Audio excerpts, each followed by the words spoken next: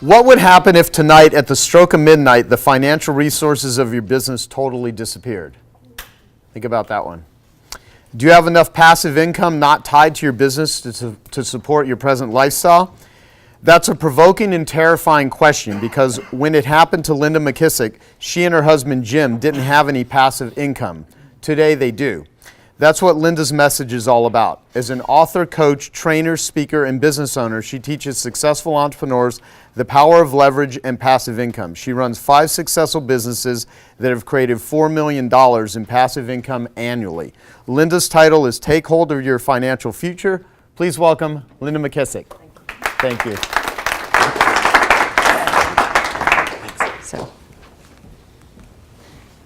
So what would happen if your financial resources went away? And because this is so much a smarter group than I normally would present this to, I'm going to ask you in a different way. How many of us, and you don't have to raise your hands, but how many of us have enough passive income that if we had a market disruptor or the economy changed or government changed the rules, or we just woke up one day and we decided we wanted options and we wanted freedom of our time to do something else, do we have enough passive income? When I was headed out of the door yesterday, my assistant handed me an email from someone who has asked me to come and work with the Indianapolis Colts. Now these guys make a lot of money, so they're not thinking anything could happen, right? So I think the best way for me to make this point is to go back and tell you our story and our journey. I think Dan likes to call it research and development. We have a lot of research and development in this area. So I'm going to take you back to 1986. In Texas, the economy was built solely pretty much on the oil and gas industry. And my husband was in the restaurant and nightclub business, and we were doing fantastic. Everything seemed great. Except intuitively, I knew something was wrong. Because he didn't want to go to sleep at night because he didn't want it to be morning, because morning was when the bankers would start calling. And what happened is what was gradually and then suddenly, what felt like overnight, the economy just crashed. And he came to me and he fessed up and he said, Linda, we're $600,000 upside down in debt. And I need you to go to work and help. Now, I'm a hard worker. I come from a family of hard workers. In my family, if one job isn't enough, you get 2, and if 2 isn't enough, you get 3. But what you don't do is not pay back people that have loaned you money. So I said, Jim, you know I'm a hard worker, but what in the world can I do to make that kind of money? And he said, you know, I had a football coach one time, and that football coach said, if you want to make a lot of money, real estate's the way to do it. Now, I think the man meant buy some real estate, not put your wife to work in real estate. But you know what? I had no idea I could sell. And isn't that true that almost every big failure that we have in our life, if we give it enough time and we do enough investigating, we find out that the greatest opportunities in our life will come from that. And that's exactly what happened here. I got into real estate sales. I became the #1 agent in my office, the #1 agent in my company, and then I got on the top 100 salespeople list for the Wall Street Journal and stayed there.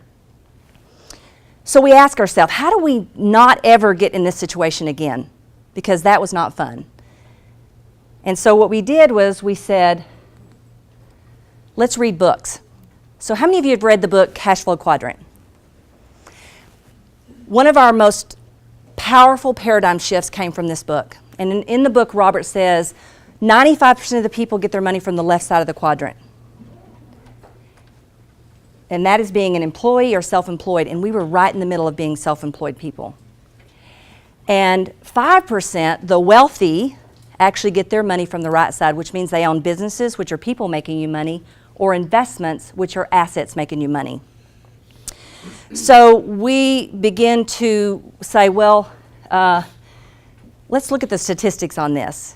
And so if you followed 100 people over their career and over their lifetime, what you'd find is 1 would be wealthy, 4 would be financially secure, 5 would be working because they have to, 36 would be dead, 54 would be broke and dependent on their family and their friends.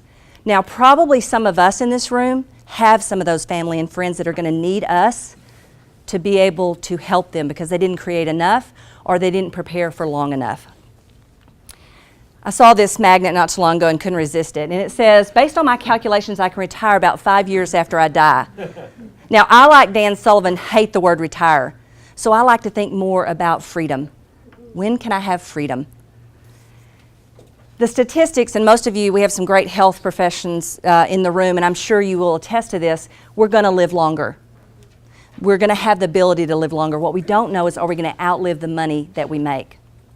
Most people will. So if we were going to be wealthy, we had to figure out what is wealthy. What is the definition? And the definition of a wealthy person is when your passive income exceeds the income necessary for you to have your lifestyle, so that you get the freedom of your time and your money to do what it is that you want. And when we really peeled back the onion and really studied what does wealth look like, what are the ways you can do it, there was actually basically only 3 ways to build wealth: stocks, real estate, and businesses. So we said, okay, I like it when things that are complicated get simple. So we looked at stocks and we said, well, first of all, I don't think we could buy enough to control it. Second of all, I'm not that interested in learning about it, and if I'm not going to learn about it, I'm going to be a speculator, I'm not going to be an investor. So here's our wonderful, great tip. You ready for our wonderful tip on stocks? Whatever the McKissacks do something else.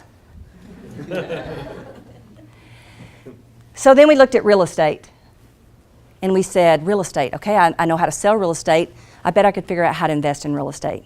So in 1993, while we were still climbing our way out of the $600,000 worth of debt, we made a passive income goal that we wanted $250,000 out of real estate investments. So we backed that up. We'd have to buy 20 properties, have them free and clear in 15 years.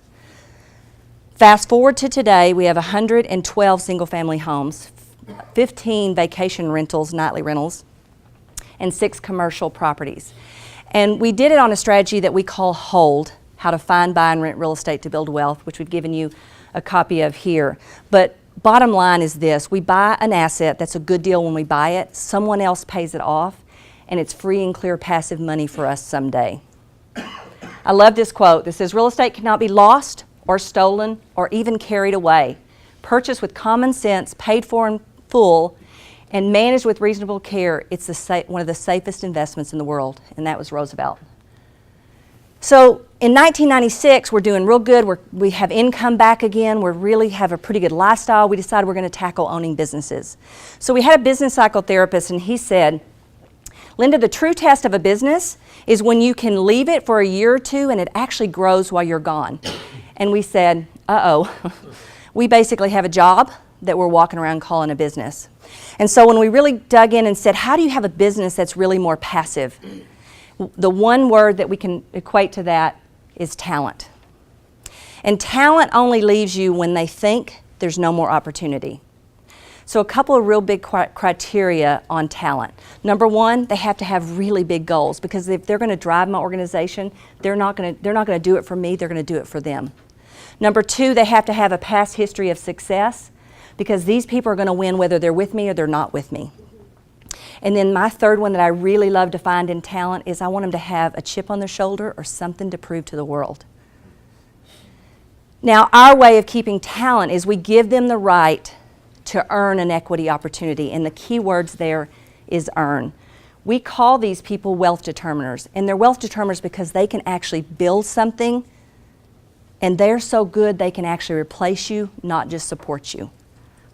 Now, all the topics of building a business that's passive is probably a whole nother 10-minute talk. So maybe if Joel will let me someday, we'll have that as a 10-minute talk within itself.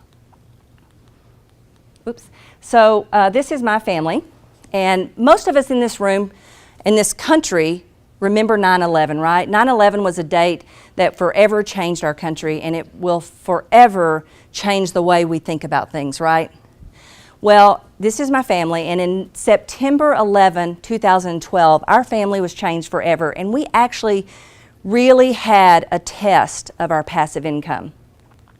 And this is what happened. Our daughter calls us and said, Andrew, our son and new son-in-law, he'd been a son-in-law for about 5 years, has lung cancer, and he has less than a year to live. So we did what any family would do. We packed up our clothes, we left our house, we left all of our businesses, and we drove 6 hours south, and we moved in the middle of his family's home because we needed to be there to help them through this, to do the day-to-day stuff, and most of all to help him live out his final wishes, which were to write 2 books. One was on his faith and the questions he had about him, and number 2 was a book for his little girl that would teach her life's lessons because he wouldn't be around to do it. And I'm going to tell you why we were there for those 10 and a half months. Our businesses grew, our net worth went up, and our income went up. And so what passive income did for us is it allowed us to be where we needed to be, when we needed to be there, and stay as long as we needed to stay. And all those other things, the income and the net growth is good, but the real true gift that we got is that it gave us no regrets. So I'm going to ask you, what is your freedom number? Within the next week, sit down with your person that you love the most in the world and write down what is that freedom number that you need to create so that whatever happens, you're ready. Thank you.